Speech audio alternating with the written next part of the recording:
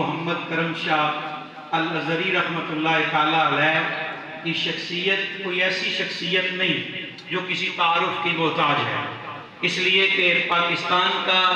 گلی گلی چپا چپا ہی نہیں بلکہ دنیا کا کونا کونا جانتا ہے جس شخصیت نے اپنا تن من دھن ہر ایک چیز فقط آقا کریم علیہ السلام کی دین کی سربلندی کے لیے وہ لگائی ہے۔ جب ہم مرزائیت کی بات کرتے ہیں یا اس کے پر پرزے جب نکلنے شروع ہوئے اس کی بات کرتے ہیں تو آپ کو یاد ہوگا جو بھی ختم نبوت کا مجاہد ہے اسے 29 مئی کا دن کبھی نہیں بھولتا، اسے ربوہ اسٹیشن کبھی نہیں بھولتا، اسے نشتر میڈیکل کالج ملتان کے بچے کبھی نہیں بھولتے۔ اس وقت میرے سیدی حضور ضیاء الامت رحمۃ اللہ تعالیٰ علیہ نے اپنے ضیاء حرم کے اندر جو اداریہ لکھا وہ اداریہ نہیں تھا، وہ ایک مقالہ تھا جسے بعد میں ہمارے سیالکوٹ کے جو پیر بھائی تھے انجمن تعلیم المسلمین کے، انہوں نے ایک پمفلٹ کی صورت میں بھی شائع کیا۔ پھر ان ریشہ دیوانیوں کو جو شہروں سے نکل کر مختلف دیہاتوں کا رخ اختیار کر چکی تھی اس کی پیش بندی کے لیے سیدی حضور ضیاء الامت رحمۃ اللہ تعالیٰ علیہ نے الفتح نام سے ایک تنظیم بنائی جس کی سربراہی آپ نے موجودہ حضور غریب نواز امین امانات سیدی حضور ضیاء الامت قبلہ حافظ محمد امین الحسنات شاہ صاحب مدد اللہ العالی آپ کو عطا فرمائی، اور آپ نے گلی گلی کوچے کوچے چپے چپے کے اندر ختم نبوت کا خالی پیرا ہی نہیں دیا بلکہ جب آپ خوشاب کی روڈوں پہ سفر کر رہے تھے تو اس وقت آپ کے اوپر قاتلانہ حملہ ہوا، اور جو پیر بھائی بیٹھے ہیں میں ان کی محبت کے لیے ایک جملہ عرض کر کے آگے بڑھ جاؤں گا۔ جب وہاں پہ قاتلانہ حملہ ہوا میرے سیدی حضور ضیاء الامت رحمت اللہ تعالیٰ علیہ آپ اپنے مدرسے کے اندر بخاری شریف کا درس دے رہے تھے اور بخاری پڑھاتے ہوئے میرے سیدی حضور ضیاء الامت نے ایسے اپنے دامن کو پھیلایا اور اس دامن کو ایسے کلوز کر لیا، طلباء بڑے حیران ہوئے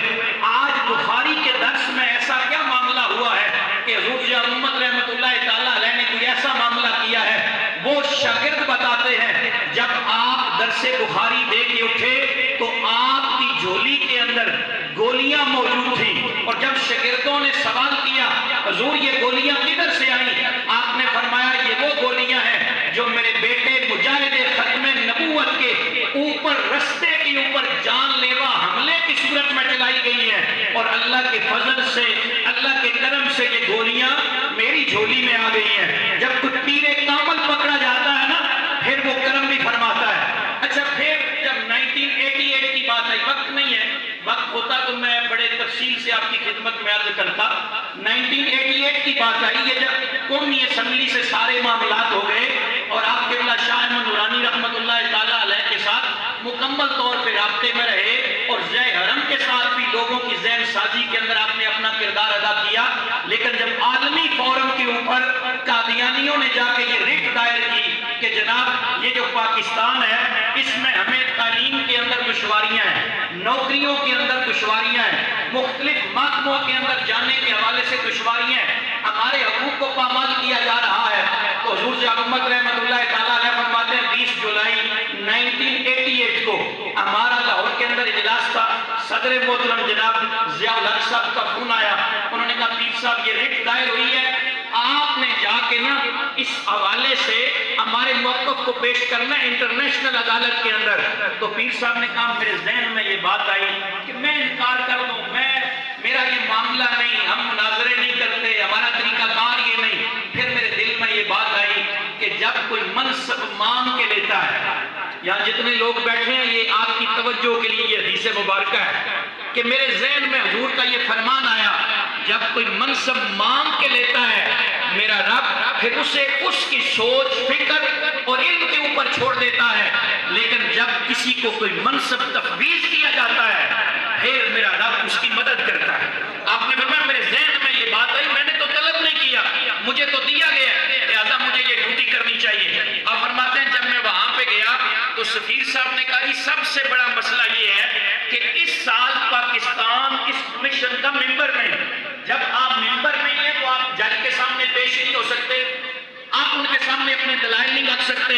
آپ نے فرمایا ہم ان کو چائے کے اوپر بلائیں گے, کھانے کے اوپر بلائیں گے, مختلف طریقوں سے بلائیں گے اور ان سے بات کریں گے. وہاں ویسے پوری تفصیل ہے, میں اشارہ کر دوں. 3 باتیں کی حضور ضیاء الامت رحمۃ اللہ تعالیٰ علیہ نے, وہاں جتنے لوگ بھی تھے. اور یہ 3 باتیں ذرا توجہ سے سننے والی ہیں, اس لیے کہ جب اپنوں سے بات کی جاتی ہے تو حوالہ قرآن کا دیا جاتا ہے, اپنوں سے بات کی جاتی ہے حوالہ حدیث مبارکہ کا دیا جاتا ہے, اپنوں سے بات کی جاتی ہے اجماع صحابہ کی بات کی جاتی ہے, اب تعامل صحابہ کی بات کی جاتی ہے, سلف صالحین کی بات کی جاتی ہے. لیکن جب سامنے غیر مسلم بیٹھے ہوں تو پھر پتہ یہ چلتا ہے کہ اللہ کریم نے اس انسان کو کتنا فہم, کتنی عقل, کتنی ادراک اور کتنی معاملات کی اوپر گرفت عطا فرمائی ہے. حضور ضیاء الامت رحمۃ اللہ علیہ فرماتے ہیں میں نے ان کے سامنے 3 باتیں رکھی. پہلی بات جو میں نے ان کے سامنے رکھی, میں نے انہیں کہا جی دیکھیں دنیا کے اندر قومیں بنتی ہیں رنگوں سے, نسلوں سے, وطنوں سے, لیکن جو مذہبی اقوام ہیں وہ رنگوں سے نہیں بنتی, وہ وطنوں سے نہیں بنتی, وہ مختلف ثقافت کا میلاؤ اس سے نہیں بنتی, بلکہ جب کسی بھی بندے کا تعلق خاص کسی نبی کے ساتھ ہو جاتا ہے تو وہ اس نبی کا کیا بن جاتا ہے, امتی بن جاتا ہے. لیکن دیکھیں ہم ہیں حضور صلی اللہ علیہ وآلہ وسلم کے امتی, لیکن ہم حضرت موسیٰ کو اللہ کا نبی مانتے ہیں, ہم حضرت عیسیٰ کو اللہ کا نبی مانتے ہیں, لیکن ہم یہودی نہیں ہیں, لیکن ہم جو ہے عیسائی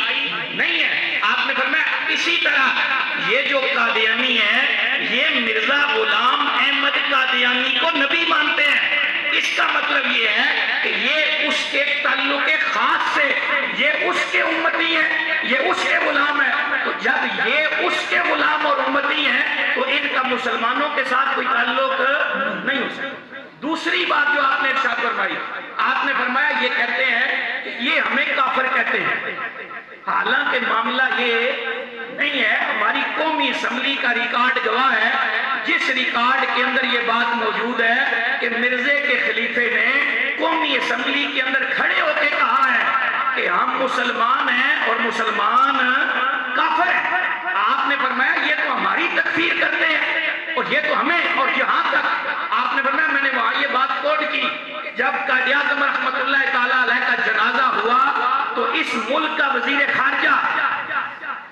کون تھا جی؟ میں آپ سے پوچھ رہا ہوں تو سب کو پتا ہے نا کون تھا.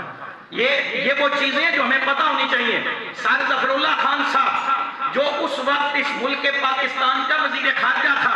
جب قائد اعظم کا جنازہ آیا وہ جنازے سے باہر نکل گیا. اس نے کہا جی میں نے جنازہ نہیں پڑھنا. انہوں نے کہا جی تم نے جنازہ کیوں نہیں پڑھنا؟ اس نے کہا میں نے جنازہ اس لیے نہیں پڑھنا, اگر تو قائد اعظم مسلمان ہے تو ہم کافر ہیں, اور اگر ہم مسلمان ہیں تو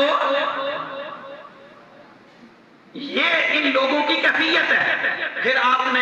ان سے فرمایا جو تیسری بات, 2 باتیں تو یہ ہو گئی نا, جو تیسری بات ہے تکفیر کا آغاز بھی انہوں نے کیا ہے. باقی جو نبی ماننے کے حوالے سے بات ہے, تم عیسائی ہو, وہ سامنے ایک عیسائی تھا, آپ نے تم عیسائی ہو, تم اپنے آپ کو مسلمان کہتے ہو؟ جی میں تو نہیں کہتا. دوسرا یہودی تھا, آپ نے فرمایا تم یہودی ہو, تم اپنے آپ کو مسلمان کہتے؟ نہیں میرا تو حضرت موسیٰ علیہ السلام کے ساتھ خاص تعلق ہے. آپ نے فرمایا اسی طرح ہم عیسائی اور یہودی نہیں, ہمارا خاص تعلق حضور ختم المرسلین محمد مصطفیٰ صلی اللہ علیہ وآلہ وسلم کے ساتھ ہے. پھر آپ نے فرمایا یہ جو تیسرا کہتے ہیں کہ نہ تو جناب ہمیں تعلیمی اداروں کے اندر جو ہے